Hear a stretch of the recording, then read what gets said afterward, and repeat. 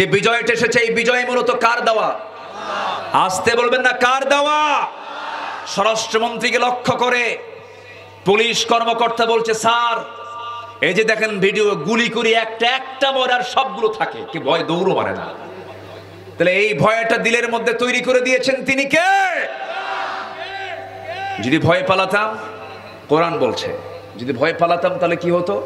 আল্লাহ রাব্বুল আলামিন বলেন, ইল্লা তানফিরু يعذبكم عذابا أليما ويستبدل قوما غيركم ولا تضروه شيئا জোরে বলুন আল্লাহু আকবার।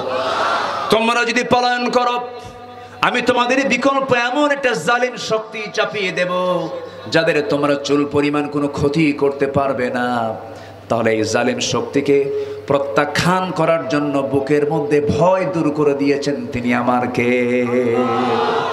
মুগ্ধের জন্য দোয়া করি, সাইদের জন্য দোয়া করি। মুগ্ধ বলে, ভাই পানি লাগবে, কার পানির প্রয়োজন আছে? শহীদ সাইদ বলে, ও পুলিশ তোর পিস্তলে কত, বন্দুকে কত গুলি আছে, সব গুলি চালা। হাত দুটো খুলে দিয়ে বুকটার সামনে চাপিয়ে দিয়ে বলছে, সকল দুঃখ যন্ত্রণা নিয়ে দাঁড়িয়েছি, আমারে শেষ করে দে, বিনিময়ে দেশটা আমরা জালিম মুক্ত দেখতে চাই। ঠিক কিনা?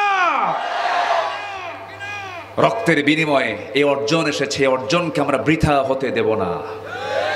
খেকশিয়াল বিদায় হয়েছে, পাতি শিয়াল কিছু আছে, কিন্তু আছে না নাই? যারা আজকের ময়দান, আজকের বাংলাদেশেও যারা চাঁদাবাজি করছে, জায়গা দখল করছে, ভূমিদস্যুর ভূমিকা পালন করছে, যারা দোকান বাড়িঘর যারা দখল করছে, অবৈধ দখলদার, এরাও হলো ওই সমস্ত জালিমদের প্রেতাত্মা।